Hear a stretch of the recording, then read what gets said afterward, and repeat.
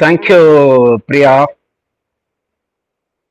Om Namo Bhagavate Sri Aravindaya. Om Anandamayi Chaitanyamayi Satyamayi Parame. Guru Brahma, Guru Vishnu, Guru Devo Mageshwara, Guru Sakshat Parabrahma, Dasmai Sri Kuravi Namaha, Guruvi Charanam, Guruvi Potri, Gurudev Sri Pandit Pranams to thy feet, Guruji. Mother Sri Aurobindo is my refuge. So வாரந்தோறும் ஞாயிற்றுக்கிழமை அரோமிரா மந்திர் சத் சங்கத்தில் இணைவதற்கு அன்னை அரவிந்தர் எனக்கு ஒரு வாய்ப்பு அளித்தமைக்கு அவர்களுக்கு என்னுடைய மனமார்ந்த வணக்கங்களையும் நன்றியும் தெரிவித்துக் கொள்கிறேன். இந்த சத் சங்கத்தில் உரையாற்றுவதற்கு எனக்கு வாய்ப்பளித்த திரு முருகப்பன் ஐயா அவர்களுக்கும் அரோமிரா மந்திர் நிர்வாகிகளுக்கும் இந்த இணையத்தில் இணைந்திருக்கும் ஆன்மீக பெரியோர்களுக்கும் ஆன்மீக அன்பர்களுக்கும் அன்னை அன்பர்களுக்கும் அனைவருக்கும் என்னுடைய பணிவான வணக்கங்களை தெரிவித்துக் கொள்ளுகிறேன். இன்று நாம் சிந்திக்க இருக்கும் தலைப்பு உடலும் உறக்கமும்.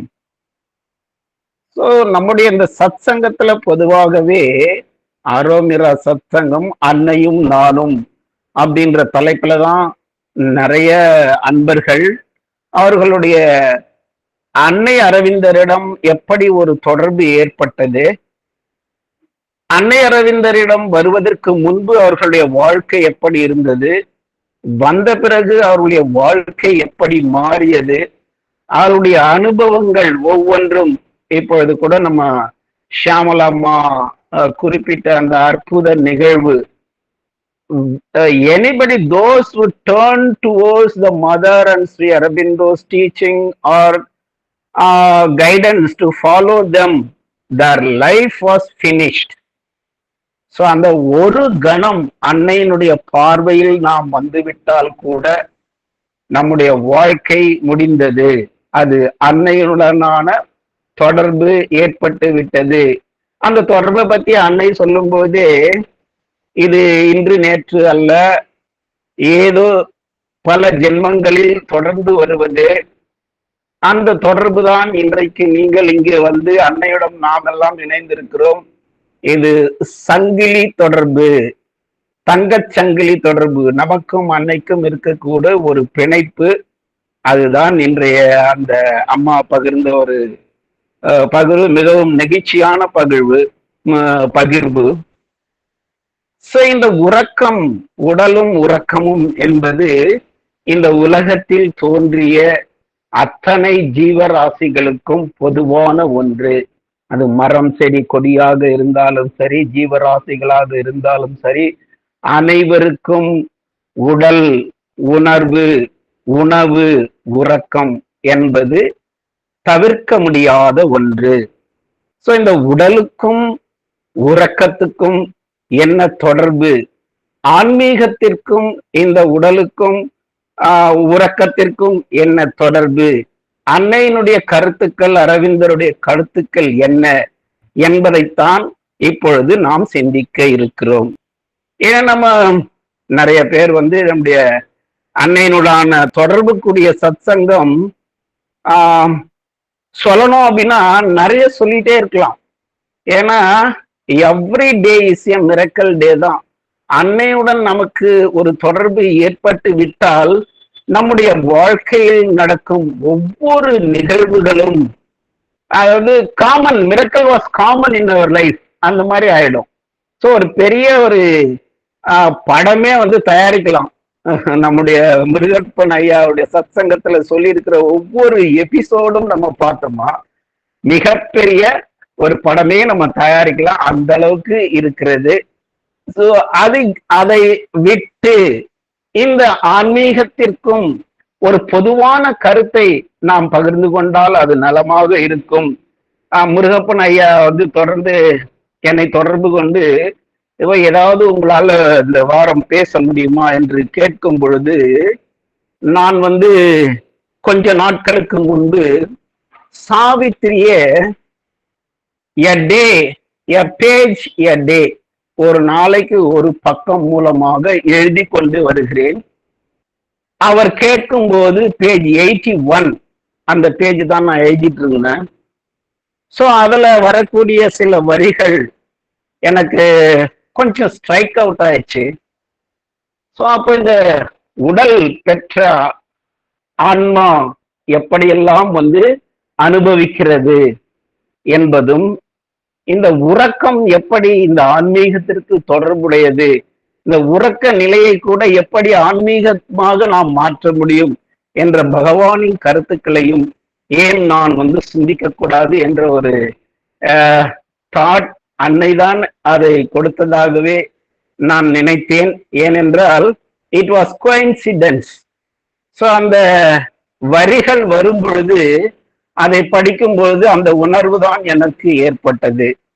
ஸோ அதனாலதான் இந்த ஒரு தலைப்பை ஏற்படுத்தும். இந்த நம்ம சிந்திச்சு முடிக்கும் பொழுது எந்த அளவுக்கு இது நமக்கு பயனுள்ளதாக இருந்தது அப்படின்றத we will discuss it. So இந்த ஆன்மா தனித்து இயங்காது. பகவான் கிருஷ்ணன் சொல்லிட்டாரு, மானிடர் ஆன்மா மரணம் எய்தாது, அது மறுபடி பிறந்து விடும்.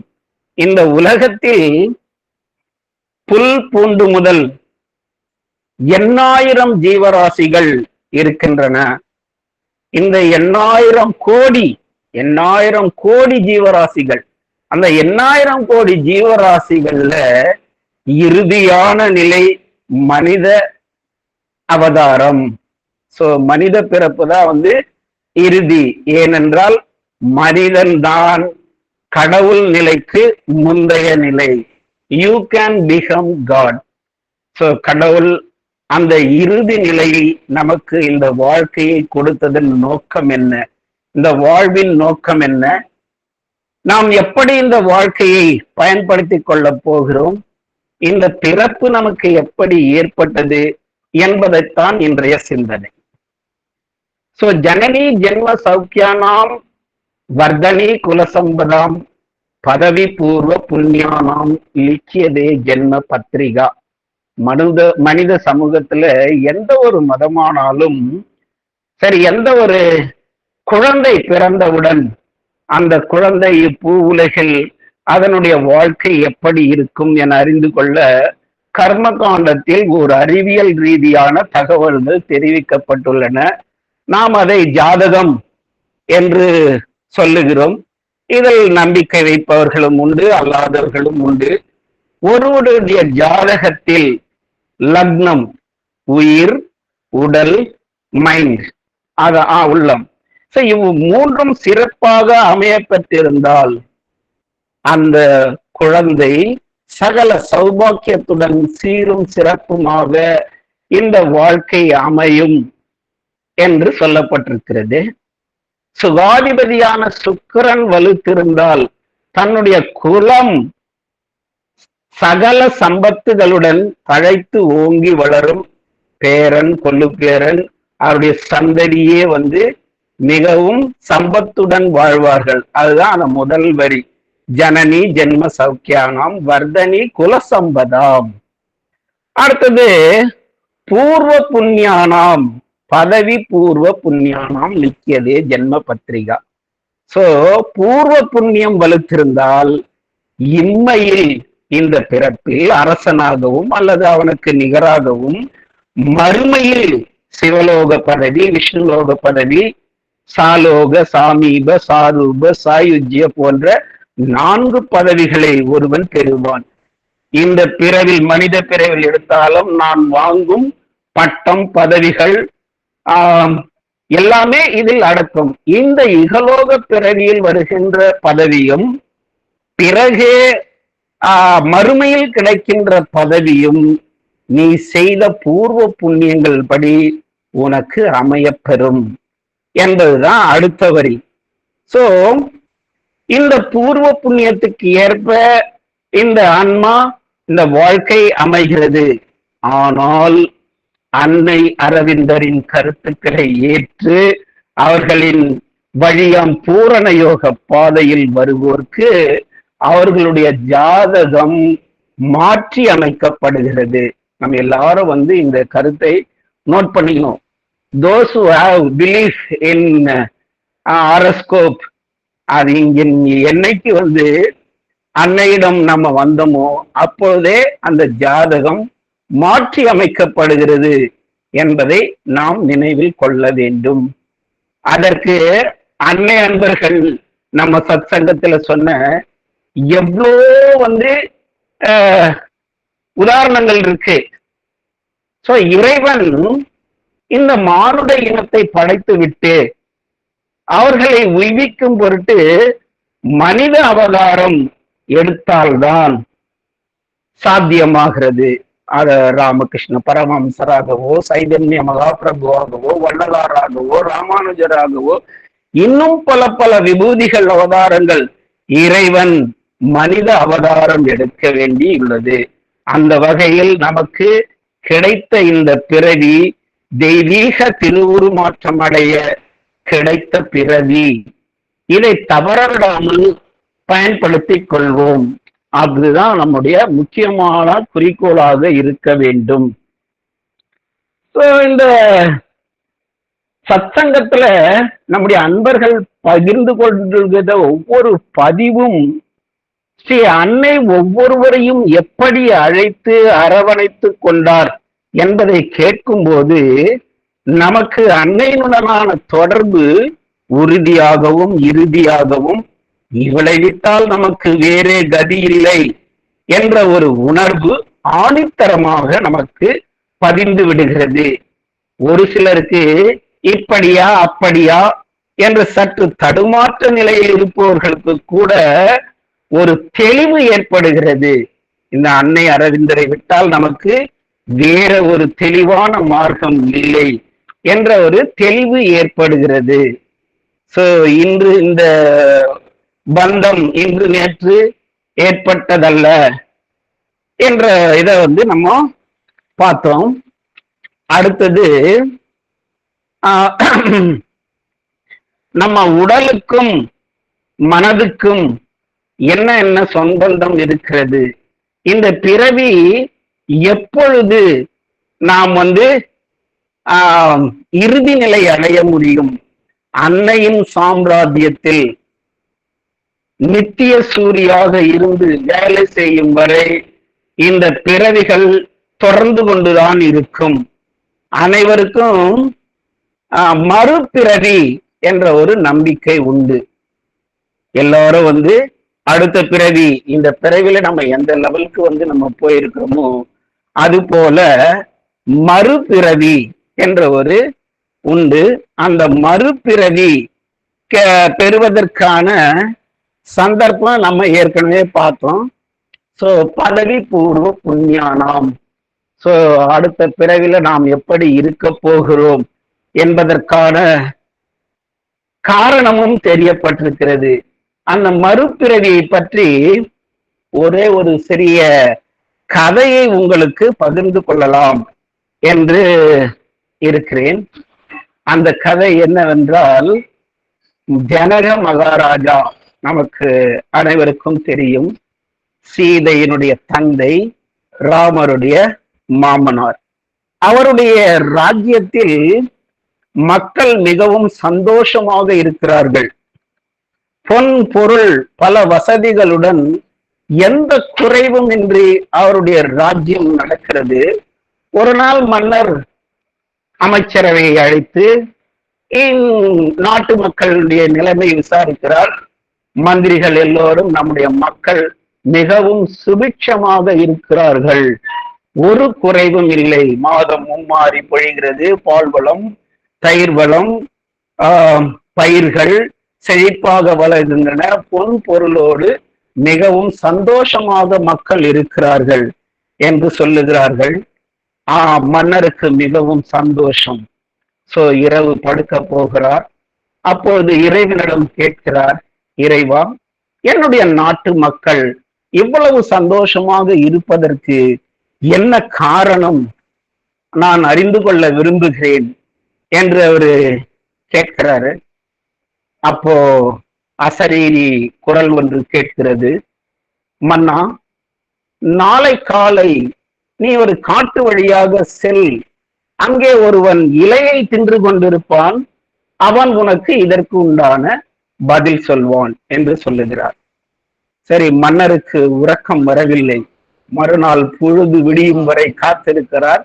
பொழுது விடிந்தவுடன் குதிரையை எடுத்துக்கொண்டு மன்னர் காட்டு வழியாக செல்லுகிறார். அவர் அந்த அசரீரி கூறியது போல ஒருவன் இலையை தின்று கொண்டு அமர்ந்து கொண்டிருக்கிறான். மன்னர் அங்கு சென்று நின்றவுடனே, ஐயா வாருங்கள் வாருங்கள், நீங்கள் எதற்காக வருகிறீர்கள்? உங்களுடைய கேள்விக்கு பதில் என்னால் சொல்ல முடியாது. ஏதோ அறிந்தவன் போல அவன் சொல்லுகிறான். உங்கள் கேள்விக்கு உண்டான பதில் இன்னும் சிறிது தூரம் நீங்கள் சென்றால் ஒருவன் சாம்பலை தின்று கொண்டிருப்பான், அவனை கேளுங்கள், அவன் உங்கள் கேள்விக்கு பதில் அளிப்பான் என்று சொல்லுகிறான். மன்னரும் தொடர்கிறார். அங்கே ஒருவன் சாம்பலை தின்று கொண்டிருக்கிறான். அவரை பார்த்தவுடன் மன்னர் இறங்குகிறார். அவனும், ஐயா உங்களுடைய கேள்விக்கு பதில் என்னால் கூற முடியாது, ஆனால் பக்கத்து இன்றும் சிறிது தூரம் சென்றீர்களானால் ஒரு வீட்டுல ஒரு குழந்தை பிறந்திருக்கு, அது இன்னும் 1 மணி நேரம் தான் உயிரோடு இருக்கும், அந்த குழந்தை செத்துரும், அந்த பிறந்த குழந்தை தான் உங்களுக்கு உங்க கேள்விக்கு பதில் சொல்லும் அப்படின்னு சொல்றோம். சரின்னு மன்னரும் அங்க போகிறார். அங்க போன உடனேயும் அந்த வீட்டை நெருங்குகிறார். மன்னர் வந்தவுடன் வீட்டுல இருக்கிறவங்க எல்லாரும் ஆச்சரியப்படுறாங்க. அப்போ கேட்கிறாரு, இந்த வீட்டுல குழந்தை பிறந்திருக்கா? ஆமா மன்னா அப்படின்னு சொல்றாங்க. உள்ள மன்னர் போகிறார். மன்னர் சென்றவுடன் அந்த பிறந்த குழந்தை பேச ஆரம்பிக்கிறது. ஏன்னா இப்ப நம்ம எல்லாரும் இந்த கலியுகத்தில் இருக்கிறோம். பல மகான்கள் எழுதி வைத்திருக்கிறார்கள். இன்னும் 50 ஆண்டுகளில், இன்னைக்கு என்ன 2024, இன்னும் ஒரு 50 ஆண்டு சென்றால் பிறந்த குழந்தை பேசும். அம்மா பசிக்குதுமா, எனக்கு பால் கொடுன்னு பிறந்த குழந்தையை கேட்க ஆரம்பிக்கும். அது அப்பவே எழுதி வைத்து விட்டார்கள். அந்த குழந்தை பேசுகிறது. மன்னா வாருங்கள்.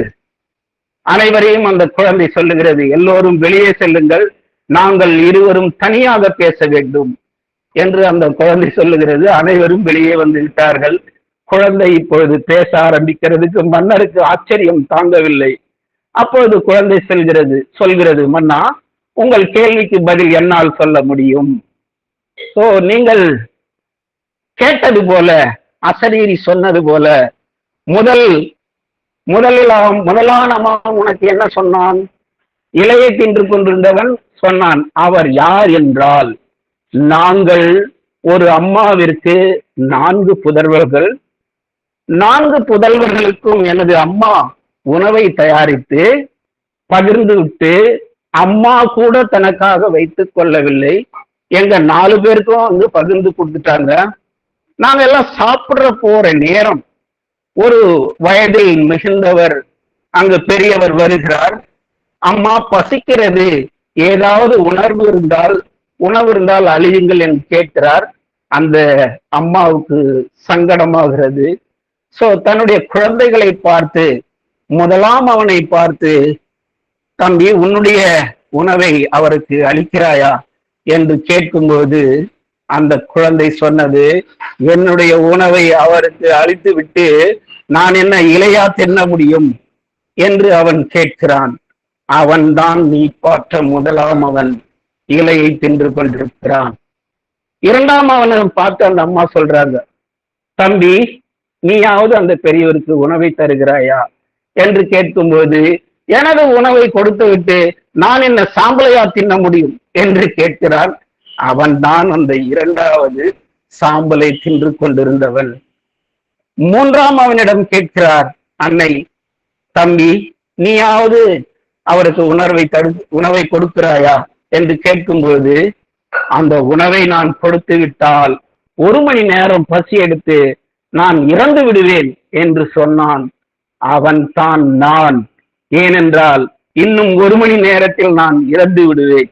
இப்போது எல்லாம் நாம் தெரிந்து கொள்ளலாம், ஏன் பிறந்த குழந்தை இறந்து விடுகிறது.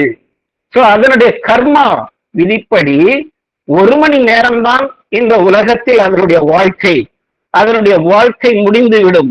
இன்னும் 1 மணி நேரத்தில் நான் இறந்து விடுவேன். அப்பொழுது நான்காம் அவன் யார்? அம்மா, நான்காம் அவனிடம் என்னுடைய தாய் கேட்கும் பொழுது அவன் எந்த மறு பேச்சும் பேசவில்லை.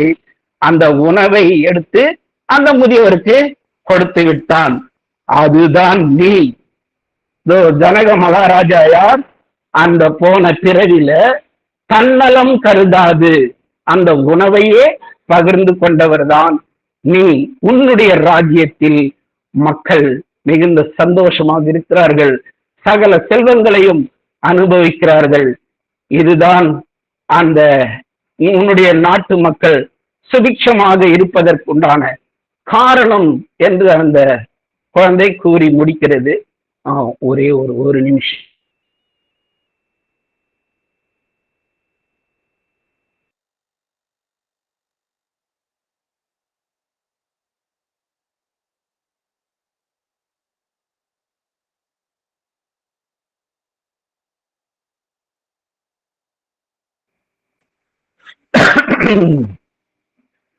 இப்போ இந்த மறுபிறவி என்பதை பற்றி நமக்கு ஒரு தெளிவு கிடைத்திருக்கும். ஏனென்றால் அந்த முதல்ல நம்ம சொன்னோம் இல்லையா, ஜனனி ஜென்ம சௌக்கியானாம் வர்தனி குல சம்பதாம் பதவி பூர்வ புண்ணியானாம் லித்தியதே ஜென்ம பத்திரிகா. இந்த பிறவியில் நாம் பிறந்து அனுபவிக்கும் அத்தனை சுகங்களும் அல்லது கஷ்டங்களும் நாம் செய்த பாவ புண்ணியங்களுக்கு ஏற்ப அமைகிறது என்பதுதான் விதி. சோ அதன்படிதான் இந்த பிறவி அமைகிறது. இந்த மானிட பிறவி அமைந்த பிறகு இப்போது நம்முடைய சப்ஜெக்டுக்கு வருவோம். The body, mind, body and life. Mind, body and life are interconnected. So இது எதுவுமே தனித்து இயங்க முடியாது. So life, soul. சோலை பத்தி பகவான் சொல்லும் பொழுது the soul in man is greater than his fate. Page 691ல பகவான் இன்னும் இதை பத்தி நிறைய சொல்லியிருக்காரு. இருந்தாலும் ஒரு சுருக்கமாக, the soul in man is greater than his fate. So mind சொல்லும் பொழுது mind is the mediator of divinity. Page 84. So அதான் சொன்னேன், முருகப்பன் ஐயா கேட்கும் போது பேஜ் 81ல இருந்து இன்னைக்கு 86 வரைக்கும் எழுதி முடிச்சிருக்கேன். இந்த 4 பக்கங்களிலும் மிக அதிகமான தகவல்கள் இந்த பாடி அண்ட் ஸ்லீப் அதை பற்றி வந்தது. அதுதான் சொன்னேன், இட் இஸ் ஆத்தரைஸ்டு தலைப்பு பை பகவான். காரணம் அதுதான். அடுத்தது பாடி. பகவான் சொல்லுகிறார், the body of earth, a tabernacle of God. Page 699. So earth is material, so it is our body. The body of man, a tabernacle of God. So இந்த மனித உடல் தான் இறைவன் வாழும் மிகப்பெரிய கோட்டை அல்லது கூடாரம், எப்படி வேணாலும் நம்ம வச்சுக்கலாம். இந்த இறைவன் வாழக்கூடிய இந்த உடல். So you cannot move. அடுத்தது மதர் சொல்றாங்க, you cannot move a finger, say a word, walk a step without mind's intervention. So இது மதர் கொஸ்டின் அண்ட் ஆன்சர்ல 1957ல வரக்கூடிய வாசகம். So without the mind intervention, மனிதனுடைய மைண்டுடைய இன்டர்வென்ஷன் இல்லாம you cannot move. அப்போ mind, body and life. So everything is so important in this birth. Body, the mother சொல்லும்போது, do not forget that to succeed our yoga, that is Purna Yoga, one must have strong and healthy body. So இந்த சுவர் இருந்தால்தான் சித்திரம் எழுத முடியும். அடுத்தது இந்த உடலை பத்தி திருமூலர் சொல்றாரு. அந்த திருமூலர் சொன்ன வார்த்தைகளை நம்ம பார்ப்போம். Body, for this the body must do exercise. So ஒரு நல்ல பாடி, நம்முடைய யோகத்திற்கான ஒரு பாடி இருக்க வேண்டும் என்றால், for this the body must do exercise, have an active and regular life, work physically, eat well and sleep well.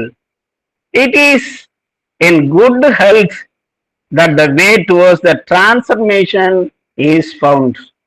So mother தன்னுடைய volume 15ல வந்து சொல்றாங்க, this good health transformation, திருவுரு மாற்றம்.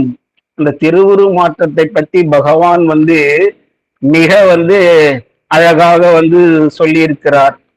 சோ என்ன அந்த திருவுருவ மாற்றத்தை பத்தி சொல்லி இருக்கிறார் அப்படின்னா, இந்த உலகத்தில் இதுவரை யாரும்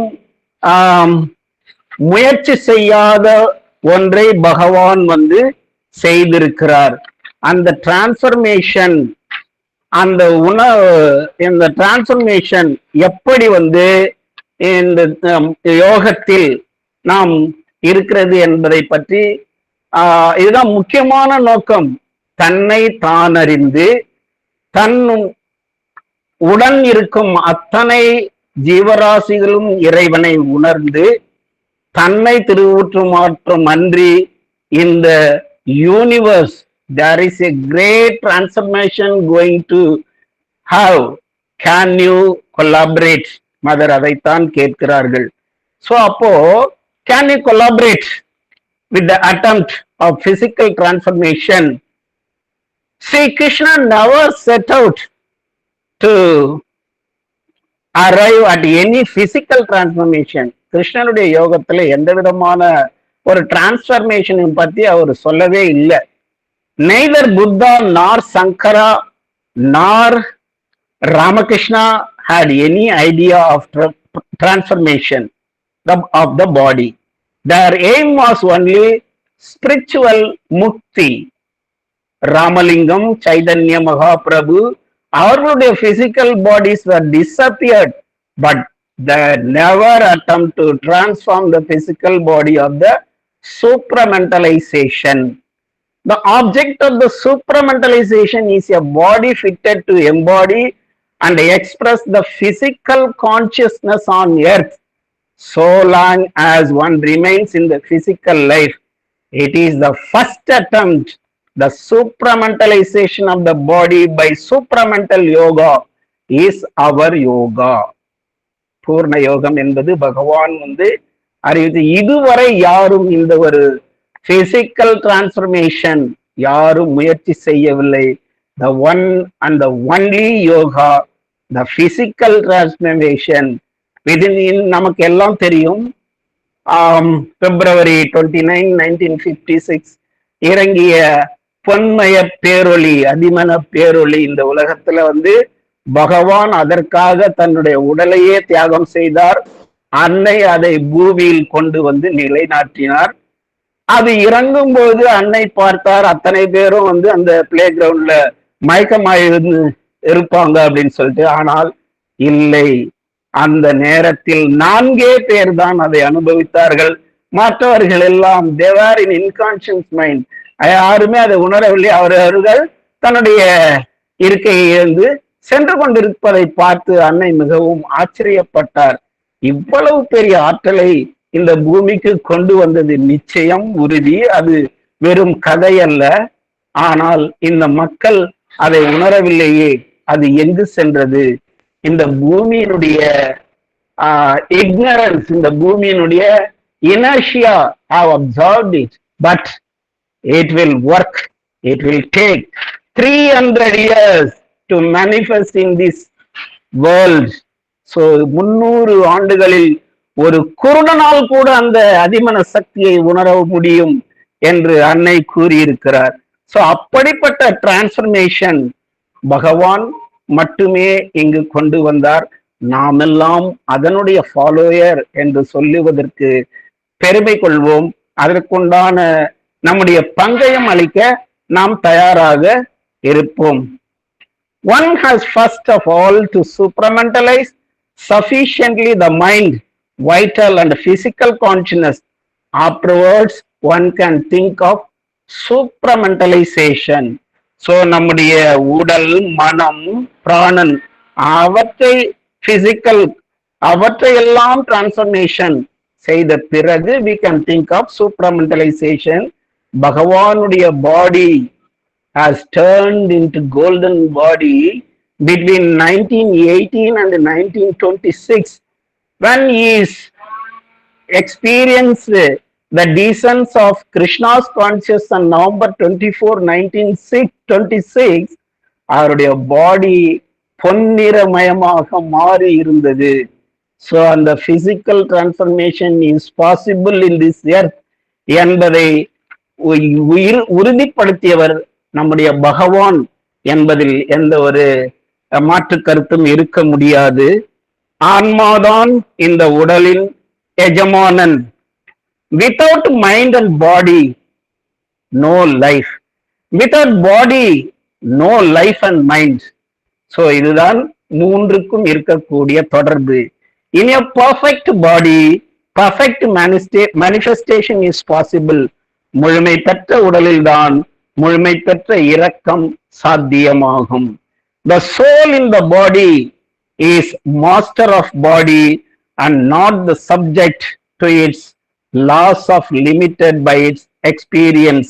ஸ்ரீ அரபிந்தோ சொல்கிறார், ஆன்மாதான் உடலில் எஜமானன், ஆன்மா இன்றி உடலும் மனமும் இயங்க முடியாது, சிவம் இல்லையே அதற்கு பெயர் சவம் என்று ஆகிவிடும். சோ திருமூலர் சொல்லுகிறார், உள்ளம் பெருங்கோயில் ஊனுடல் ஆலயம், வள்ளல் பிரானார்க்கு வாய் கோபுரவாசல், தெல்ல தெளிந்தார்க்கு சீவன் சிவலிங்கம், கள்ள புலனைந்தும் காளா மணி விளக்கே. மெய்யான இந்த ஆன்மா இந்த பொய்யான உடலில் இருப்பதால் இந்த உடலுக்கு மெய் ஒன்று ஒரு பெயரும் உண்டு. அழியும் இந்த தேகத்தில் அழியாத ஆன்மா இருந்து இந்த உலக வாழ்க்கையை மேம்படுத்த ஏகனான இறைவன் அநேகமாக வடிவெடுத்துள்ளான். பிறர்க்கரிய இந்த மானிட பிறப்பை பெற்ற நாம் யார் என்பத கேள்விக்கு, we are the sons of God and must be even as ye is human portion, we must grow divine. Our life is a paradox with God for key. Page 67 பகவான் தெளிவாக கூறியிருக்கிறார். இதனுடைய தமிழாக்கம், அவன்தன் மக்கள் நாம், நாம் அவன் போல் ஆதல் வேண்டும், அவன்தன் மானிட பகுதியாகிய நாம் இறைமை நிலைக்கு வளருதல் வேண்டும். சோ விஜயா சங்கர நாராயணன் அவர்களுடைய தமிழாக்கம் இது.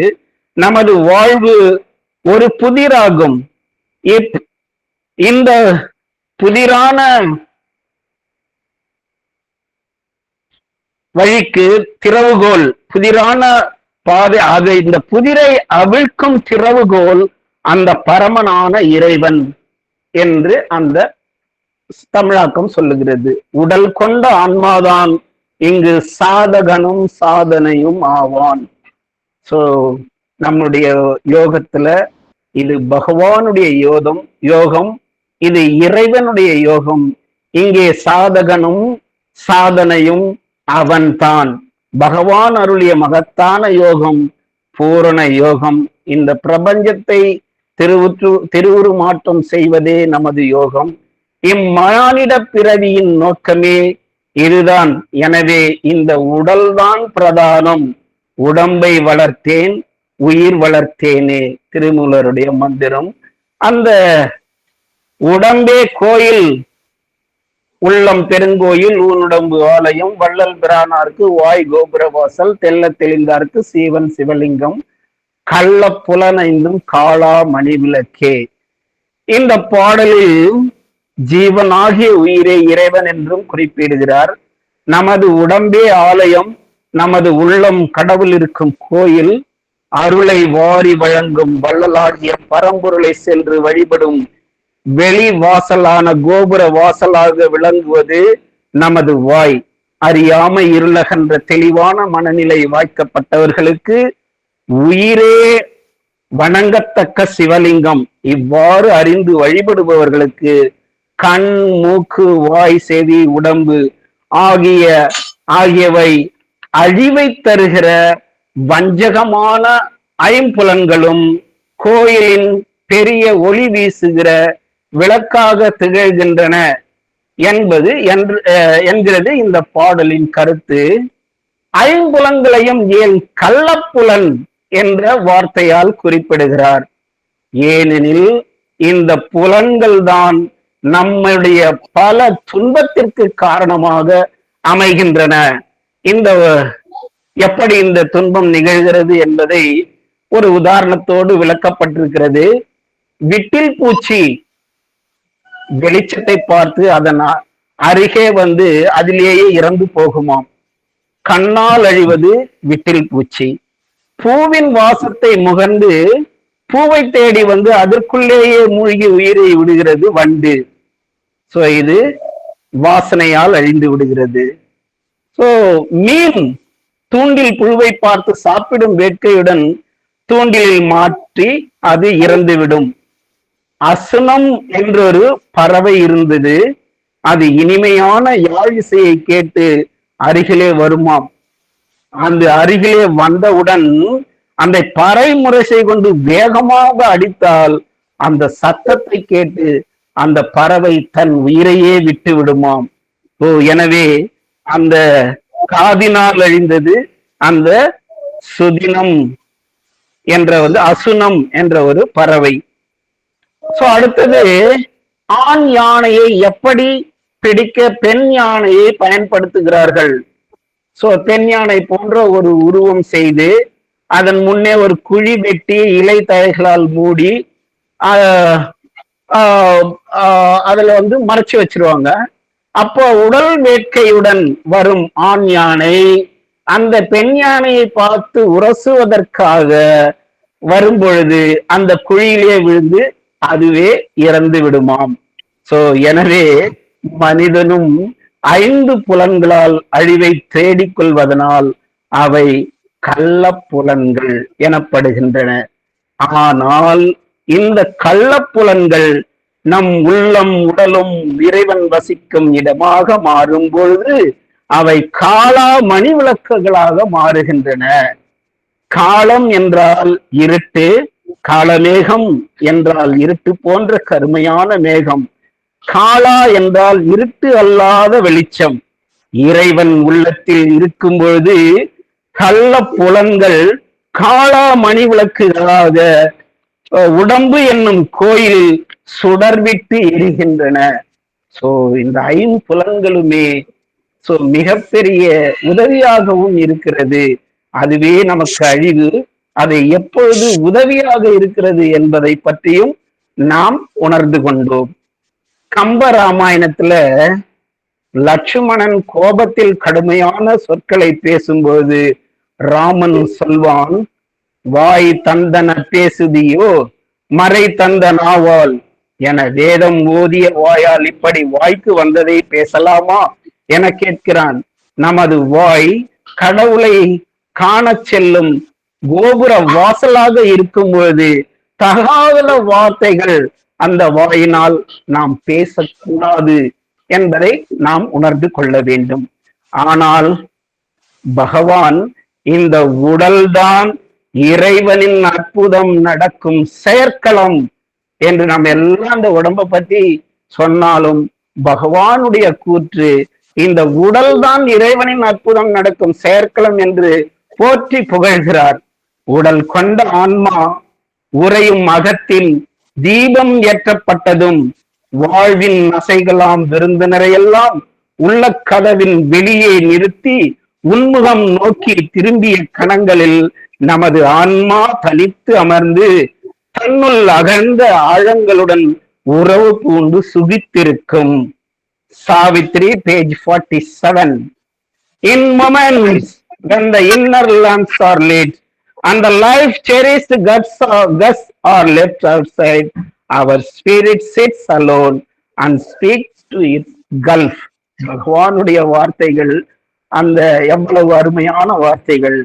நமது தூல புற புலன்களால் காண்பது உண்மையான காட்சிகள் அல்ல. கண்களை மூடிய நிலையில் சூட்சும கண்கள் அனுபவங்களே இறைவனின் காட்சி, உண்மையான காட்சி. There is an eye of eye, there is a ear of ear.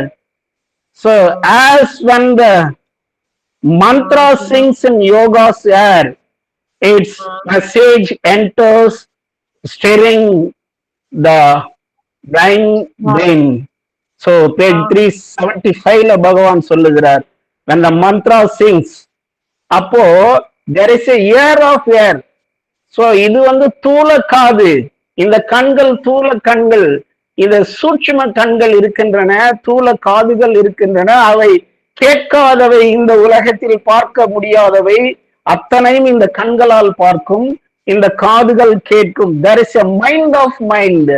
This physical mind is not the real mind. There is a several stages of mind. There is a mind of mind. It will feel, it will know, it will understand everything beyond this physical mind. There is a nose of nose.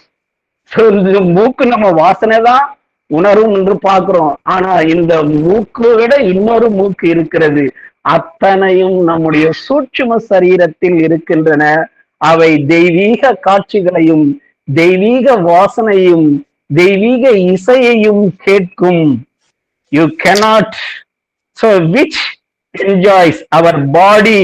So இவ்வளவு நேரம் நம்ம பார்த்தது எல்லாம் body of body, a subtle body is there which enjoys the divine touch.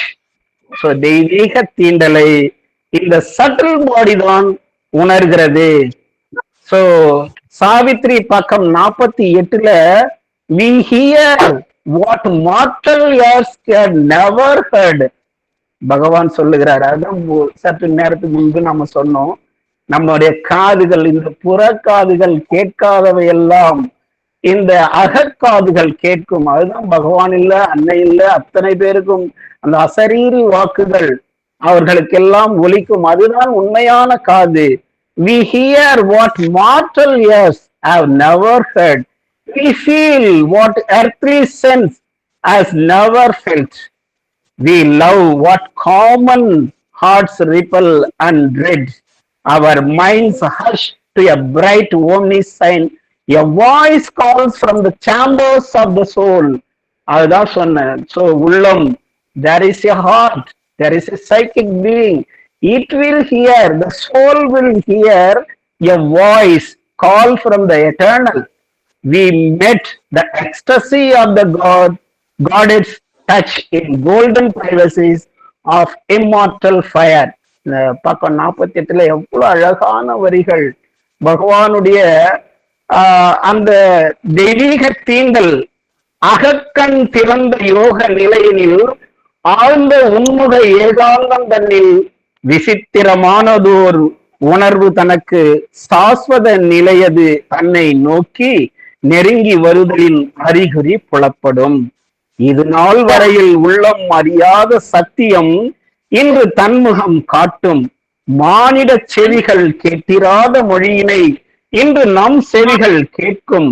பௌதீக புலன்கள் இதுவரை உணராத உணர்ச்சியை இன்று நம் புலன்கள் உணரும். இப்படிப்பட்ட அரிய அனுபவம் இந்த உடலால் மட்டும்தானே உணர முடியும். எனவே நம்முடைய உடல் தான் பிரதானம். இந்த உடல் இல்லை என்றால் இந்த வாழ்க்கை இல்லை. இந்த உடல் இல்லை என்றால் ஆன்மீக அனுபவங்கள் இல்லை. சோ அந்த ஆன்மீக அனுபவம், இந்த உடலுடைய பிரார்த்தனை அப்ப எப்படி இருக்க வேண்டும், அதுதான் அடுத்தது. இது அந்த பிரார்த்தனை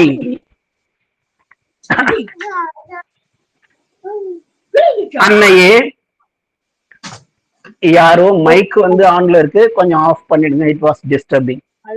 அன்னையே, இனி அன்னையே, இந்த மூளை உங்களையே சிந்திக்கட்டும், உங்களுக்காக சிந்திக்கட்டும். இந்த கண்கள் உங்களை தரிசிக்கட்டும், உங்களின் திருக்காட்சிகளை காணட்டும். இந்த செவிகள் உங்கள் குரலை கேட்கட்டும், உங்கள் இசையை கேட்கட்டும், தெய்வீக இசையை கேட்கட்டும். இந்த மூக்கு தெய்வீக நறுமணத்தை நுகரட்டும், உங்கள் மூச்சு காற்றை நுகரட்டும். ஏன்னா பாண்டிச்சேரியில அண்ணனுடைய மூச்சு காற்றை தவிர எல்லாரும் அறிந்தோ அறியாமலோ நாம் முகர்ந்து கொண்டுதான் இருக்கிறோம். எனவே இந்த மூக்கு தெய்வீக நறுமணத்தையும் உங்கள் மூச்சு காற்றையும் நுகரட்டும். இந்த வாய் உங்களை பேசட்டும், உங்களுக்காக பேசட்டும். இந்த கரங்கள் உங்கள் திருப்பாதங்களை பற்றி கொள்ளட்டும். இந்த இதயம் உங்களால் துடிக்கட்டும், உங்களுக்காக துடிக்கட்டும். என்னுள் உறையும் ஆன்மா நீங்களே அன்றி வேறு யாரும் அல்ல. என்னுடன் என் உள் உங்களை காணட்டும், அந்த சைத்தியத்தை காணட்டும். இந்த உடல் நீங்கள் உறையும் கோயில் ஆகட்டும். இந்த பாதங்கள் உங்கள் பாத சுவடுகளை பின்பற்றட்டும், உங்களை நாடி செல்லட்டும். இது போன்ற உடல், இந்த உடலை நாம் தெய்வீக அன்னைக்கு சமர்ப்பணம் செய்தால் பகவான் அருளிய பொன்மய பேரொளியை நாமும் அனுபவிக்கலாம். சோ அந்த பொன்மய பேரொளி பாடலை நாம் கேட்கும் பொழுது ஒரே ஒரு நிமிடம்.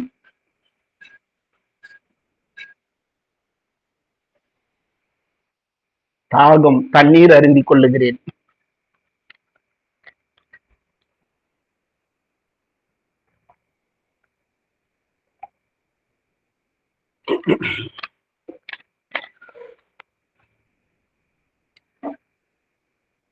பகவான் அருளிய பொன்மய பேரொளி அந்த பாடலை நாம் கேட்கும் பொழுது இந்த உடல் பகவான் எப்படி அனுபவித்தார், அவருடைய ஒன்றன் பொன்மய பேரொளி வந்து என்றன் மூளையில் இறங்கிய உடனே முகில்கள் மூடிய மனதின் அறையலாம் ஞான நுண்ணுயிர்க்கொரு விடையாய், நுண்ணுலகிற்கொரு விடையாய், நிச்சல சோதியாய், ஒளிரும் சுடராய் கதிரொழுப்பட்டு துலங்கியதன்றே. ஒன்றன் பொன்மய பேரொளி வந்து என்றன் கண்டத்தில் இறங்கிய உடனே என்றன் பேச்செல்லாம் தெய்வீக சுரமானது. ஒன்றன் நெடிய ஓரசை கீதமே என்றன் தனியொரு பண்ணாய் மாறியது.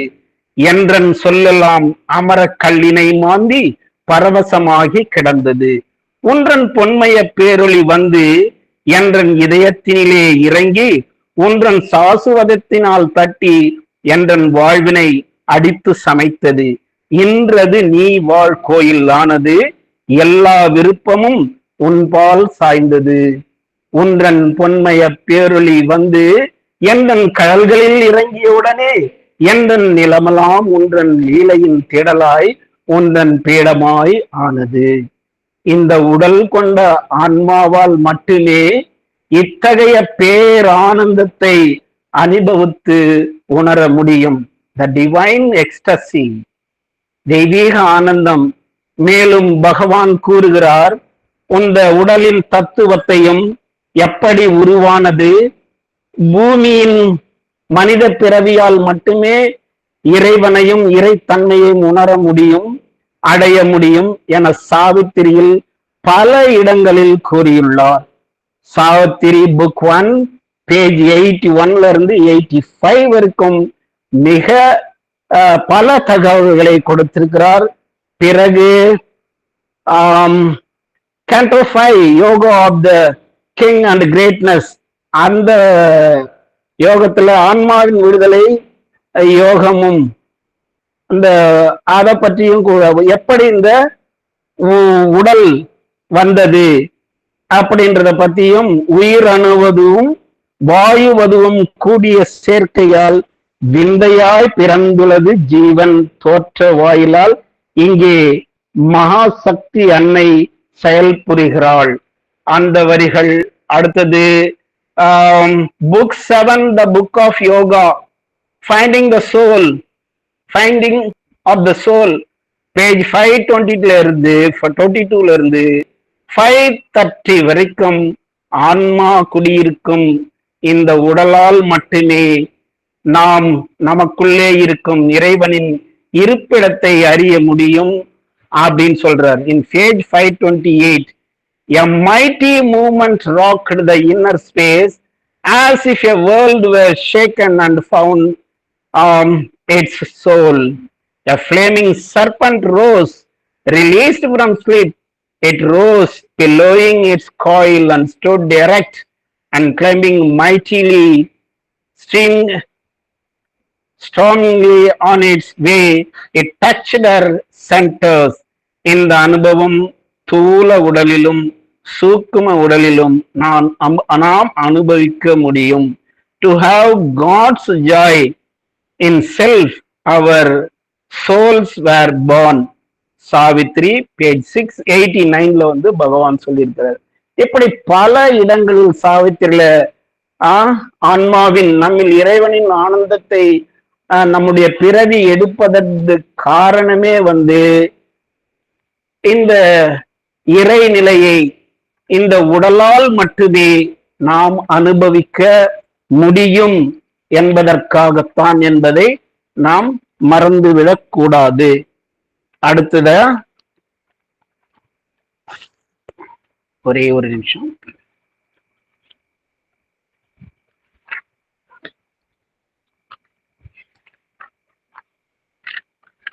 நம்ம பர்த் இந்த உடல் எடுத்த பிறகு நம்முடைய வாழ்க்கையினுடைய நோக்கம் எதுவாக இருக்க வேண்டும்? To find the divine who is in each of us and all things, அனைத்திலும் உள்ள இறைவனையும் நம்மில் உறையும் இறைவனையும் கண்டு உணர்வதே வாழ்க்கையின் முக்கிய நோக்கமாகும்.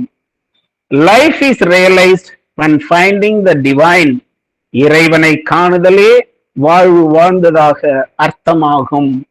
தன்னில் இறைவனை கண்டுபிடித்து அவனுடைய தர்மத்தின்படி சட்டத்தின்படி வாழ்தலே உண்மையான புகழ், உண்மையான வீரகாவியம் என்று அன்னை கூறுகிறார். வாழ்வின் உண்மையான நோக்கம் இறைவனுக்காக அல்லது உண்மைக்காக வாழ்தல், குறைந்தபட்சம் தனது ஆன்மாவுக்காக வாழ வேண்டும். எவ்வளவு இறைவனை அறிகிறோமோ அவ்வளவுக்கு அவ்வளவு நம் துன்பங்கள் பறந்து போகின்றன. எதற்கும் எதிலும் இறைவனை சார்ந்திருப்பது எவ்வாறு என்பதை நாம் அறிதல் வேண்டும். இறைவனால் மட்டுமே இடையூறுகளை எல்லாம் வெல்ல முடியும். So all the world's possibilities in man are waiting as the tree waits in its seeds. So பகவான் ஒரு நாள் வந்து கிருஷ்ணன் என்ன செய்து கொண்டிருக்கிறார் என்று கேட்கும் பொழுது அவர் ஊசி முனையிலே யானையை நுழைத்து கொண்டிருக்கிறார்.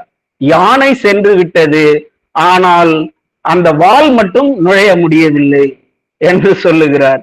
சோ பகவான் அப்போ கேட்ட உடனே அவர் சொல்றாரு, இந்த உதாரணத்தை தான் அவர் சொல்லுகிறார். ஒரு சிறிய ஆலம், கடுகு போன்ற ஆலம் விதையில் இவ்வளவு பிரம்மாண்டமான மரத்தை வைத்துள்ள இறைவனால் அந்த யானையினுடைய வால் வந்து நுழைக்க முடியாதா என்ன? அது கண்டிப்பாக சென்று விடும் என்று அவர் சொல்லுகிறார்.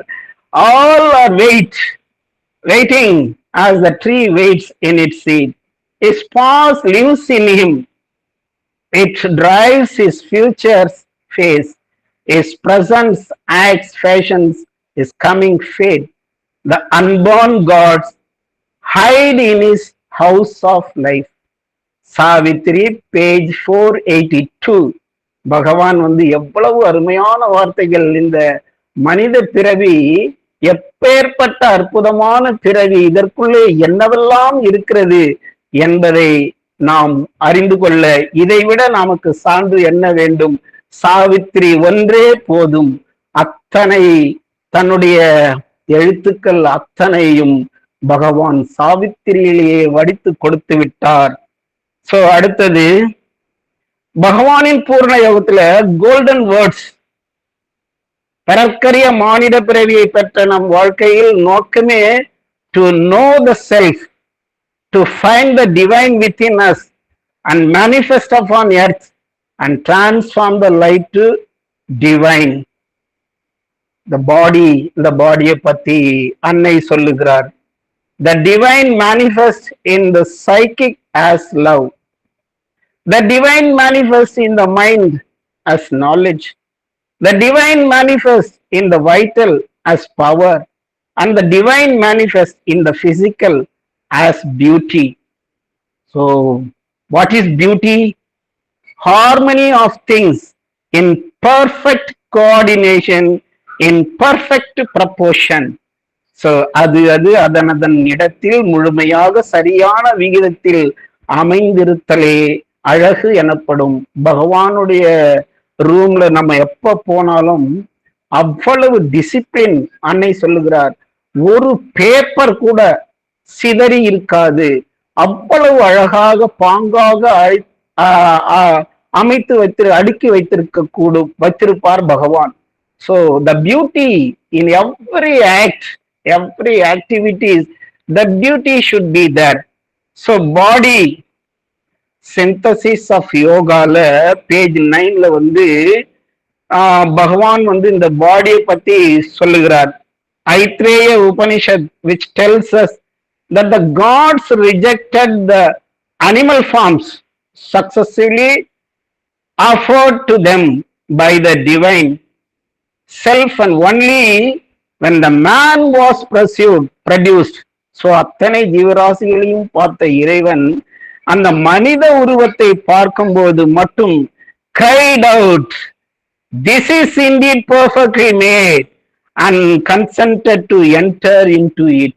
So அந்த இறைவன் மனிதனுக்குள்ளேதான் நான் உறைவதற்காக அந்த கூறியதாக அவர் கூறுகிறார். சோ இப்படி இன்னும் பாடியை பத்தி சொன்னா நிறைய இருக்கு. we will time already one, so we will extend. so it is most important. இன்னும் நம்முடைய இரண்டாவது பகுதிக்கே இன்னும் நாம் வரவில்லை. சோ அடுத்தது ஸ்லீப். சோ நம்முடைய அடுத்தது வந்து come to our other part, sleep. இந்த உலக மக்கள் உயிரினங்கள் அனைத்திற்கும் உறக்கம் இன்றியமையாத ஒன்று, இறைவன் கொடுத்துள்ள மிகப்பெரிய கொடை. இந்த உறக்கத்தில்தான் நம்முடைய பாடி முழுமையான ஓய்வு பெறுகிறது. The rejuvenate and the metabolism and catabolism, வளர்சிதை மாற்றம் எல்லாம் அந்த உறக்கத்தில் தான் நடைபெறுகிறது. அந்த உறக்கம் நமக்கெல்லாம் ஒரு இன்கான்ஷியன்ட் லெவல்ல இருந்தாலும் அதை கான்சியன்ஸ் லெவலாக மாற்றுவது எப்படி என்பதுதான் பகவானுடைய கூற்று, அன்னையினுடைய கூற்று. அன்னை நமக்கெல்லாம் 24 மணி நேரம் கொடுத்திருக்காங்க.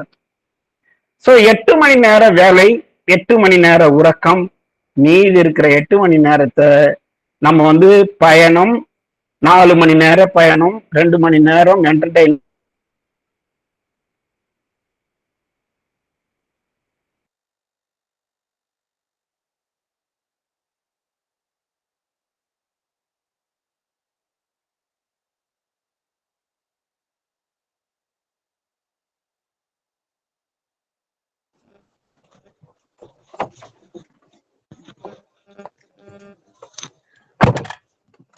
சாப்பிட்டானா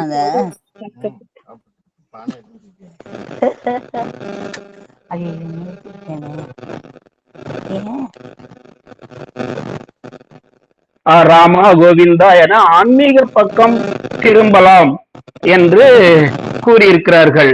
அதற்குள் குடும்பத்தை விட்டு சந்நியாசம் போய்விடக் கூடாது, 60 வயசுக்கு மேலதான் இந்த ஆன்மீக பக்கமே வர வேண்டும் என்று நம்முடைய முன்னோர்கள் நம்மை வழிநடத்தி இருக்கிறார்கள். ஆனால் அன்னையோ சொல்லுகிறார், இந்த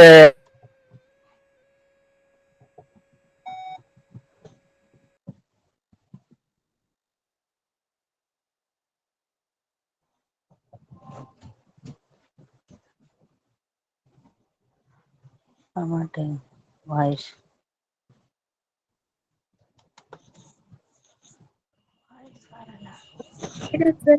கொஞ்சம் ஆடியோ இப்பதான் ஜஸ்ட் உள்ள போயிட்டு வருது. Kindly note.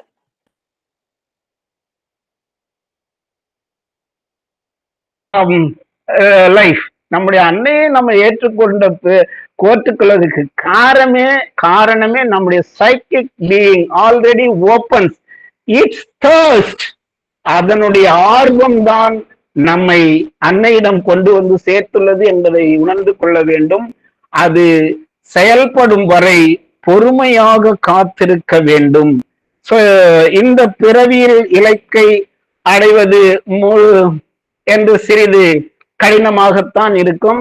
இருந்தாலும் பல பிறவிகளில் அடுத்த வர ஜென்மத்தில் நிச்சயமாக அது நிறைவேறும் என்று அன்னையே கூறியிருக்கிறார். இந்த பிறவி தொடர்பு என்றும் நம்மை விட்டு நீங்காது, அன்னையினுடனான தொடர்பு தொடர்ந்து கொண்டே இருக்கும் என்பது நிச்சயம். சோ விஞ்ஞான ரீதியாக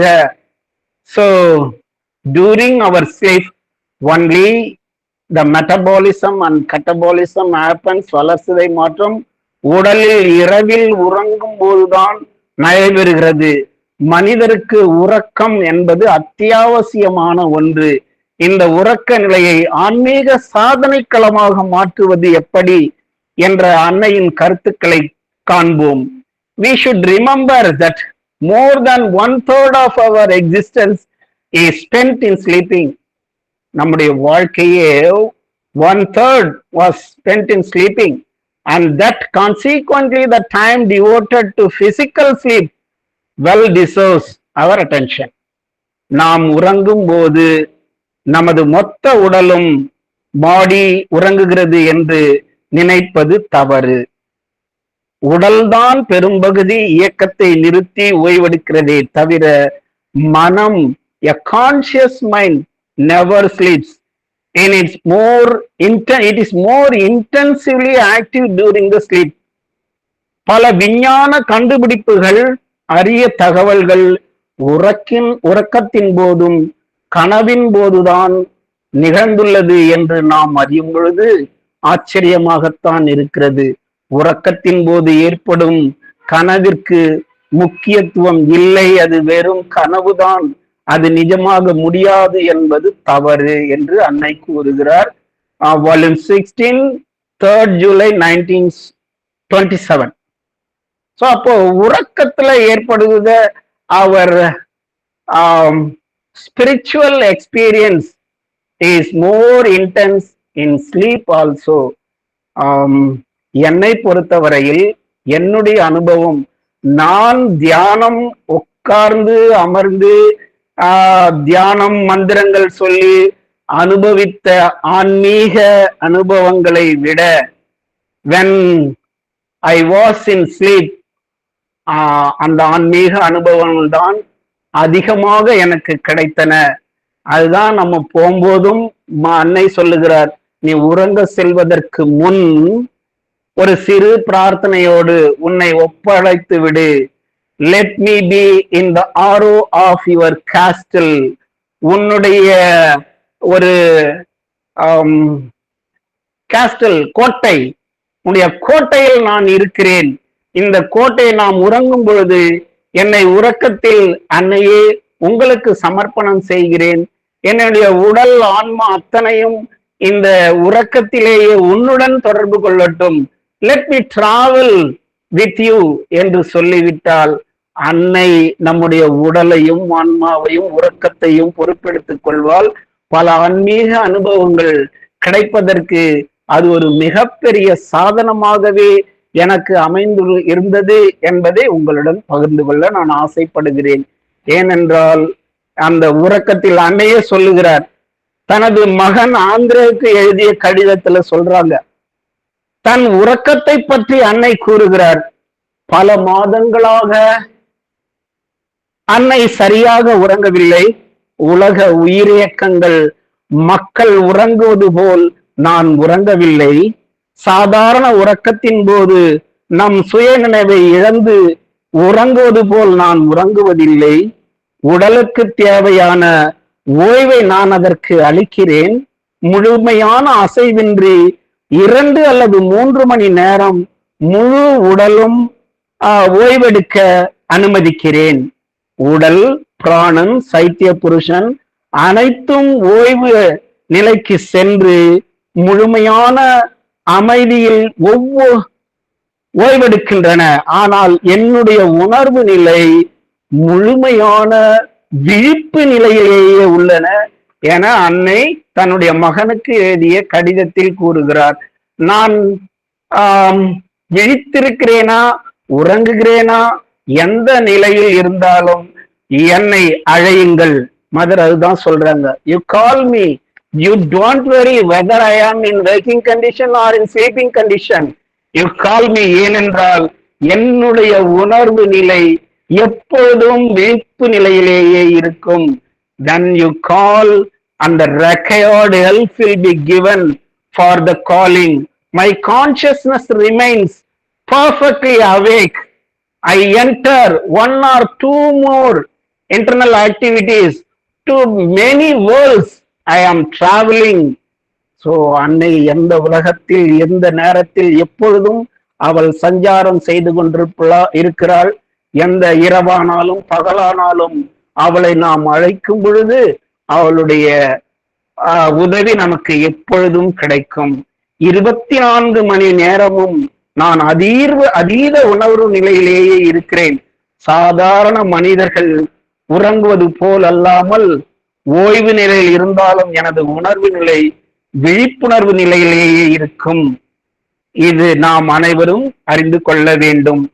ஆனால் தினம் தினம் உறங்கப் போகும்போது சிறு பிரார்த்தனையுடன் அந்த அன்னைக்கு நாம் சமர்ப்பணம் செய்தால், let me dwell in your aura of your consciousness and in a castle of protection. நமது உறக்கமும் அன்னையின் உணர்வுடன் ஒன்றிவிடும்.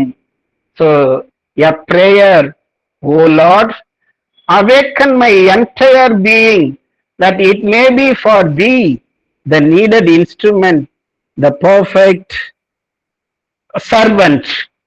27 March 1936 வால்யூம் 16 அன்னை இப்போ இப்படி கூறுகிறார், ஓ பரமா, என்னை எப்பொழுதும் விழிப்பு நிலையிலேயே வைத்திருக்கவும் உனக்கு தேவையான கருவியாகவும் பூரண பணியாளனாகவும் என்னை ஆக்கு. Each day was a spiritual romance. Each happening was a deep experience. So அன்னையினுடைய கருத்து, sweet mother, when the body is asleep, is it better for mind to go out of the body? Where does the mind go? அன்னையுடன் கேட்கப்பட்ட ஒரு கேள்வி. The conditions depends upon person to person. You can become conscious of your nights and your sleep first as your consciousness of your days. It is a inner development and discipline of the consciousness. நீ பகல் நேரத்தில் எந்த உணர்வு நிலையில் இருக்கிறாயோ அதே உணர்வு நிலை நீ இரவுக்கும் உன்னுடைய உறக்கத்திற்கும் மாற்ற முடியும். It depends upon person to person. எனக்கே கனவே வராது அப்படின்னு சொல்றவங்க தூக்கத்துல they are in unconscious level. அவங்க தான் அப்படிதான் நம்ம சொல்லணும். ஏனால் விழிப்பு நிலையில் கனவு காண்பது என்பது it is a mind activity. So early to bed to get up early is good health for our body. When sun sets, a kind of peace descends on earth and this helps our sleep. When sun rises, a vigorous energy descends on earth and the energy, and this is helpful for our work. So இதுதான் இந்த late night உறங்க போவது, அப்புறம் இரவு நேரத்தில் கண் விழித்து உறங்குவது, இவை எல்லாம் தவிர்க்க வேண்டும் என்று குழந்தாய் உறங்க போகும் பொழுது அன்றைய நிகழ்வுகளை நினைவு கூர்ந்து அனைத்து நிகழ்வுகளையும் ஒப்படைத்து விடு. இரவில் உறக்கத்தில் நடக்கும் நிகழ்வுகள் நினைவில் கொள்ள ஆர்வமுறு. ஸோ அதுதான் அந்த waking mind to make the sleep as a constant sleep. This is the method what mother tells. விழிக்கும் போது உடனடியாக படுக்கையிலிருந்து எழுந்து விடாதே. ஸோ இரவில் உறக்கத்தில் நடந்தவற்றை நினைவு கூறி நன்றி கூறிவிட்டு பிறகு எழு. இதை தினமும் கடைபிடித்தால் your life perceive the result. So 1967 18 ஜனவரியில அந்த அன்னை கூறுகின்ற கருத்து. ஸோ மேலும் உறக்கத்தை பற்றி அன்னை கூறுவது, மிகுந்த சோர்வு நிலையில் இருக்கும்போது உறங்க செல்லக்கூடாது. Lie down on the bed relax your body as a rag. ஒரு துணியை போல உடலை தளர்வாக்கி சோர்வு நிலை நீங்கிய பிறகே உறங்கச் செல்ல வேண்டும் என்பது அன்னையினுடைய கருத்து. ஸோ அப்போ வந்து when we are so tired, don't go immediately, it will nightmare. So நைட்ல வந்து மிகப்பெரிய தேவையில்லாத கனவுகளை வரவழைக்க தான் அது விழும். அதே போல peace of mind in body and surrounds is a must. It is our conscious level which decides our sleep. If you pray to the Divine Mother to give solution, it will be revealed in you consciously. So எவ்வளவு முக்கியமான கருத்து. உன்னுடைய பிரச்சனைகளுக்கு தீர்வு காண வேண்டும், தீர்வு வேண்டும் என்று அன்னையினுடைய அறிவுரையே நீ படுக்க போகும் முன்பு என்னுடைய புத்தகங்கள் எதையாவது ஒரு சில வார்த்தைகளை படித்து விட்டு அதிலே உன்னுடைய உணர்வை செலுத்தி, உனக்கு பிரச்சனை எதுவாக இருந்தாலும் அதை என்னிடம் ஒப்படைத்து விடு. அந்த பிரச்சனைக்கு அந்த இரவில் நாம் எல்லோரும் கவனத்தில் கொள்ள வேண்டிய முக்கியமான கருத்து என்னவென்றால், நம்முடைய ஒவ்வொருவருடைய உறக்கத்திலும் அன்னை நம்மளை வந்து சந்திக்கிறார். நமக்கு தேவையான உதவிகளை அவர் கொடுக்கிறார். whether we are in conscious we can receive it. So நிறைய பேர் நம்ம இன்கான்சியஸ் லெவல்ல இருக்கிறதுனால நம்மளால அதை உணர முடியல. ஆனால் அன்னை ஒவ்வொருவரையும் வந்து சந்திக்கிறார். ஏன்னா அன்னை கிட்ட எப்பொழுது நம்ம ஒப்படைத்து விட்டோமோ அப்பொழுதே இந்த நிலை அன்னை ஒவ்வொருவரையும் இரவில் வந்து பார்த்து அவருக்கு நமக்கு தேவையான சங்கதிகளை பதில்களை நமக்கு கொடுக்கிறார். அடுத்தது பகல் கனவு. ப்ளீஸ் எக்ஸ்கியூஸ் மீ, எப்படி இன்னும் ஒரு 10 minutes ஆகும்னு நினைக்கிறேன். Let us conclude. ஏன்னா this is more important. So அதனாலதான் வந்து we will extend our time. Please excuse me because time management அன்னை வந்து இந்த நேரத்துல வந்து ரொம்ப முக்கியமா கவனமா இருக்க சொல்லுவாங்க. Always I will follow, but today I cannot control the time because still there are more. So it will take one more 10 minutes. Please bear with me. பகல் கனவு பலிக்காது என்று ஒரு கருத்து உண்டு. பகல் தூக்கத்தில் வருகின்ற கனவுகள் according to our work nature and impulses, so it has no effect. பகல்ல வர கனவு dream is a sleep consciousness starts. அப்போ நம்முடைய உறக்கம் எப்படி வருகிறது என்பதை அன்னை கூறுகிறார். Dream sleep consciousness starts surrounding our waking consciousness, goes into and surrounds the body, and body goes to sleeping consciousness. So அந்த dream, so நம்ம அமர்ந்திருக்கும் போது நம்மை அறியாமல் நம்ம கண்கள் மூடும் நிலை. So the dream consciousness will occupy our body. So அந்த பாடியை வந்து அந்த sleeping consciousness, it brings to sleeping consciousness. We can notice during our sleep conscious in the subconscious. நாம் உறங்கும் போது நமது உணர்வு நிலை ஆழ்நிலை உணர்வு நிலையில் விழிப்புடன் தான் இருக்கிறது. நமக்கு எல்லாருக்கும் தெரியும், நம்ம குளிரும் போதோ இல்ல கொசு கடிக்கும் போதோ இல்ல ஏதாவது ஒரு ஆக்டிவிட்டிஸ் நம்மை அறியாமலே நம்ம உடலும் மனமும் செய்து கொண்டுதான் இருக்கிறது. தூக்கம் ஒரு மரணம் போன்றது என்று சொல்லுவார்கள். ஆனால் அதை உணர்வு நிலையாக நாம் மாற்ற முடியும் என்பதுதான் பகவான் அன்னையின் கருத்து. இந்த உடல் விழிப்பு நிலைக்கு வந்து அப்புறம் வேக்கப் மைண்ட், இப்ப எழுந்துக்கும் போது reverse action it comes.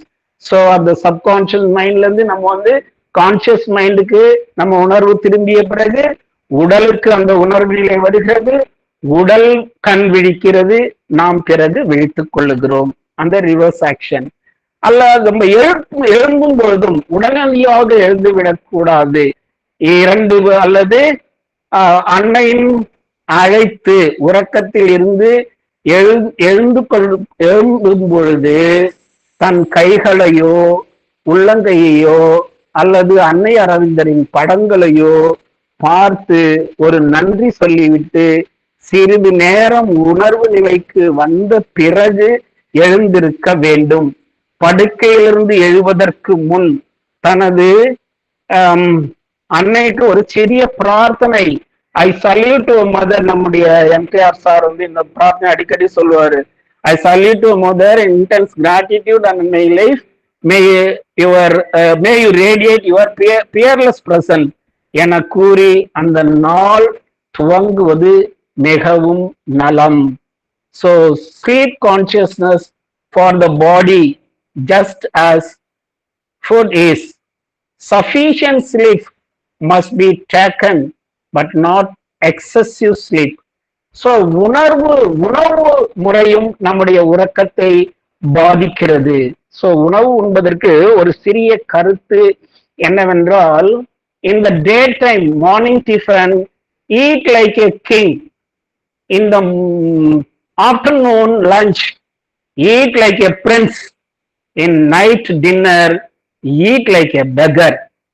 So இரவு சாப்பாடு ஒரு பிச்சைக்காரனை போல் நீ சாப்பிடு. ஏன்னா அவனுக்கு பாதி தான் கிடைக்கும், பாதி வயிறு தான் நம்ம உணவு இருக்க வேண்டும், மீதி தண்ணீர் நிரம்பி இருக்க வேண்டும். சோ ஒரு முழு அளவு, சோ மிக அதீத உணவு இரவு நேரத்தில் கூடாது. நம்முடைய உறக்கத்தை அது பாதிக்கும்.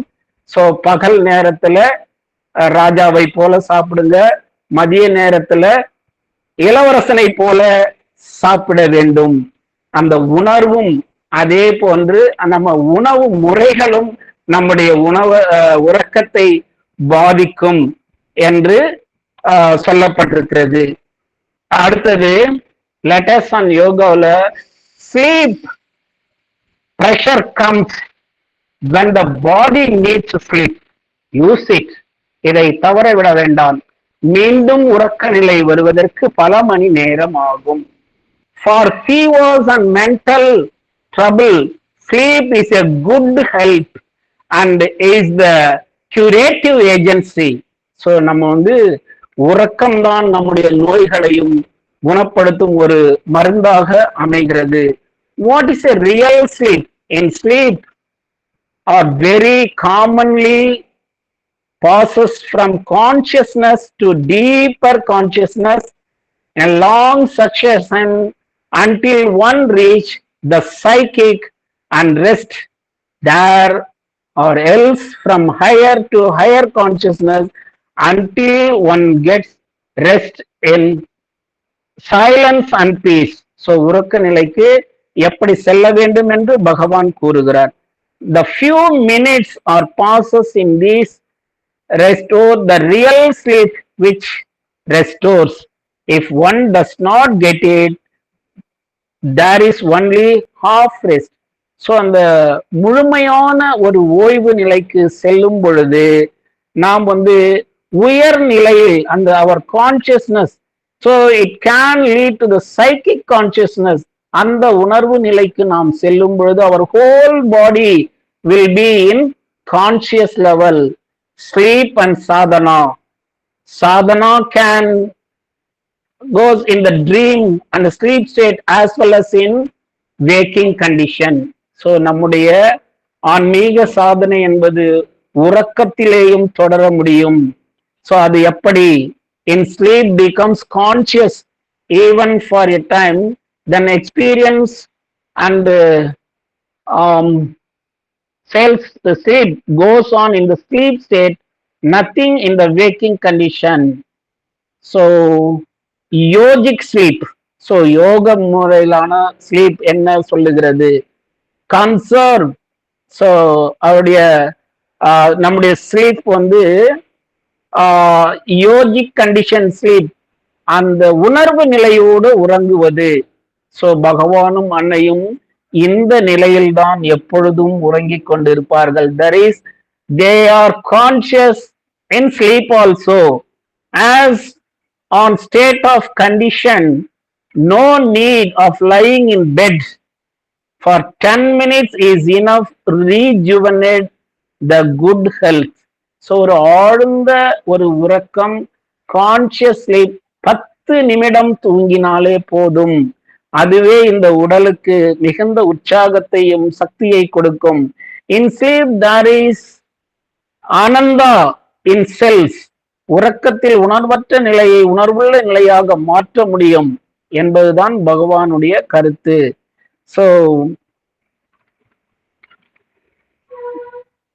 இறுதியாக ஒரு சில கருத்துக்களை சொல்லி முடித்துக் கொள்ளுகிறேன். ஸோ இந்த ஸ்லீப் கண்டிஷன் பத்தியும் பகவான் என்ன கூறி இருக்கிறார், ஒரு நிமிடம் நான் அதை படித்து விடுகிறேன். Please there.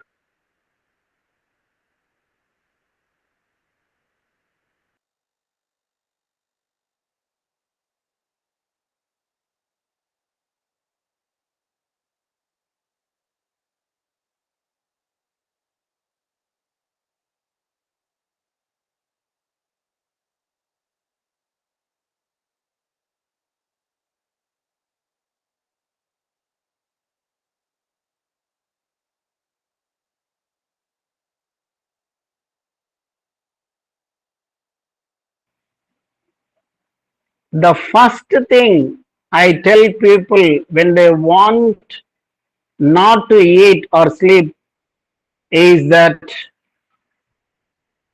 no yoga can be done without sufficient food or sleep. See the Gita on this point. This is not a Gandhi's ashram or a miracle shop.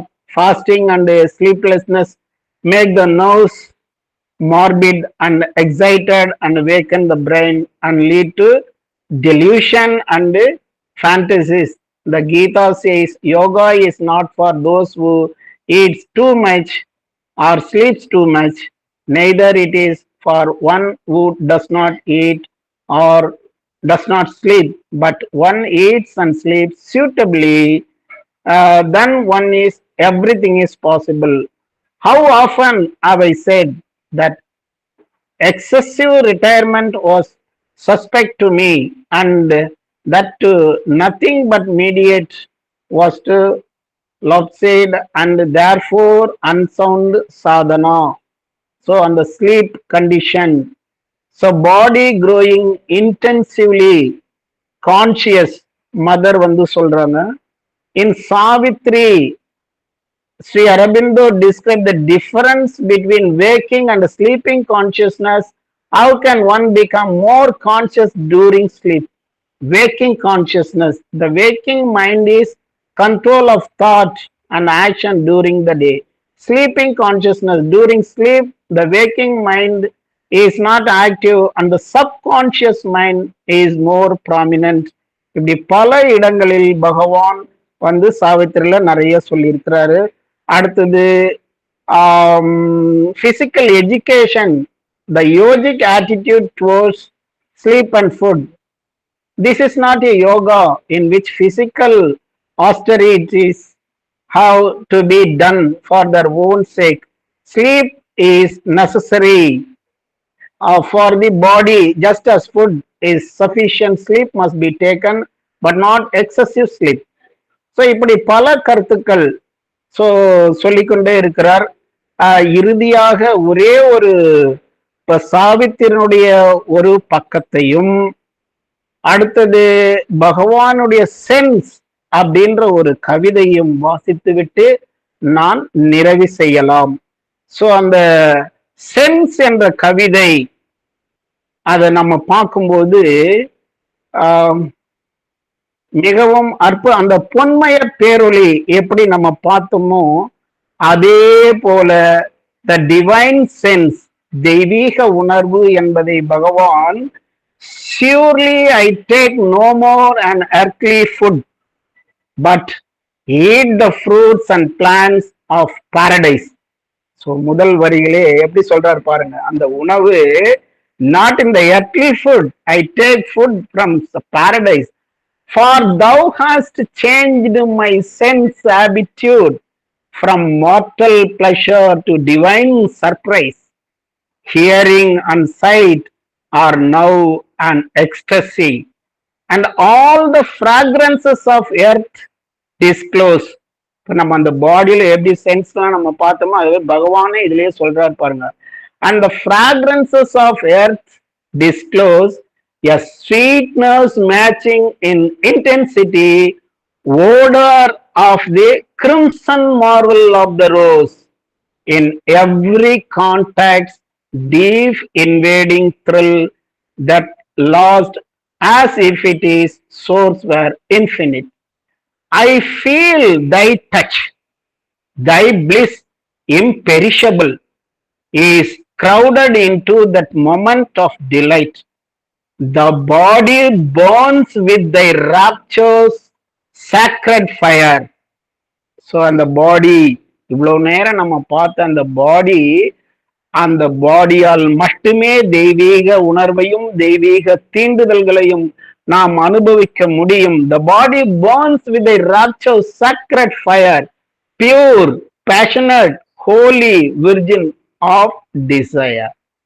எவ்வளவு அருமையான இந்த வார்த்தைகள்.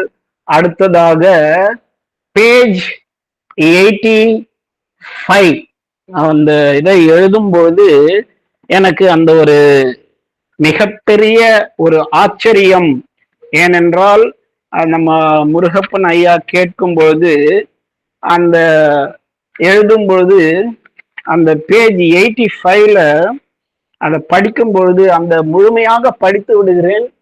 முடிந்தால் அந்த விஜயா சங்கரநாடு தமிழாக்கத்தையும் பார்க்கலாம். நேரமின்மை என்றால் நாம் முடித்துக் கொள்வோம். Mind can suspend or change Earth's concrete law, affranchised from Earth habits' drowsy seal. The leaden grip of matter it can break, indifferent to the angry stare of death. It can immortalize a moment's work, a simple fiat of its thinking force. The casual pressure of its slight ascent can liberate the energy dumb and pent. Within its chambers of mysterious trance, it makes the body sleep a puissant arm. So எப்போ பகவான் எவ்வளவு நம்மளோட body and ஸ்லீப்பை பற்றி பேசுகிறோம், பகவான் ஏற்கனவே இதையெல்லாம் நமக்கு அழித்து விட்டு சென்றிருக்கிறார். It makes the body sleep, a puissant arm holds till the breath, the beatings of the heart. So while the unseen is found, the impossible done, communicates without means the unspoken thought. It moves even by its bare silent will, acts at a distance without hands or feet. This giant ignorance, this dwarfish life, it can illumine with the prophet sight, invoke the Bachi rapture, the furies god. In our body arose the demon or the god. Call in the omniscient and omnipotent, awake a forgotten almightiness within. In its own plane, a shining emperor. Even in this rigid realm, mind can be king. பாருங்க, நம்ம பார்த்த அத்தனையும் பகவான். The mind, body and soul, the heart, everything was coming in this page. Even in this rigid realm, mind can be king. The logic of its demigod idea in the leap of a transitional moment brings surprise of creation never achieved even by matter's strange unconscious skill. All's miracle here and can be miracle change. This is the secret nature's edge of might. On the margin of great immaterial planes and kingdoms of an untrammeled glory of force, where mind is a master of the life and form. Again, mind pati Bhagavan, where the mind is a master of the life and form, and soul fulfills its thoughts by its own power. She meditates upon mighty words and looks and the unseen links that join the parted spheres, then to the initiate who observes her loss, she brings the light of her mysterious realms here where he stands, his feet on a prostrate world. His mind no more cast into matter's mold, over their bounds in spurts of splendid strength. She carries their magician processes and the formulas of their stupendous speech till heaven and hell became purveyors to earth and the universe the slave of mortal will. So பகவானுடைய இந்த வரிகள், so இந்த சாவித்திரியில் வரக்கூடிய இந்த வரிகள் அத்தனையும் இது தமிழாக்கம் செய்ய வேண்டும் என்ற அவசியம் இல்லை. நமக்கு எல்லாருக்கும் தெளிவாகவே பகவான் என்ன சொல்லியிருக்கிறார் என்பதை நாம் புரிந்து கொண்டு விட்டோம். எனவே இத்துடன் இந்த வாய்ப்பு அளித்தமைக்கு பகவானுடைய வார்த்தைகளும் அன்னையினுடைய கருத்துக்களையும் அன்னை அரவிந்தரின் திருப்பாதங்களில் சமர்ப்பணம் செய்து உங்களிடம் இருந்து விடைபெற்றுக் கொள்ளுகிறேன். நன்றி, வணக்கம். நீண்ட நேரம் எடுத்துக்கொண்டமைக்கு பொருள் தருள்க மன்னிக்க வேண்டுகிறேன். நன்றி. நன்றி ஐயா.